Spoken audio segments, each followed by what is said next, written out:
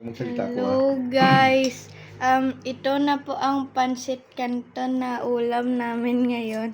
Yan ang Milo ko. And yan po ang tinapay na may uling. Bagong recipe ni Mami.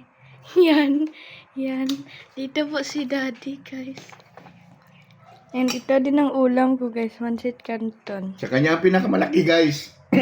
Pinakamalaking kanton. Sa kanya, ubos na. Sa amin no, kalit-liit lang. And guys, kape pala yan ni Mami. Guys, or ni Daddy. Ayan ang pansit canton niya. Tapos ang tinapay niya may mga sunog-sunog. Tinapay with uling. Yan guys, oh, tinapay with uling. Yan. Ano man sabihin mo di sa pagluto ni Mami? Okay. And good luck. Okay, don't forget to like and follow guys. Yan lang.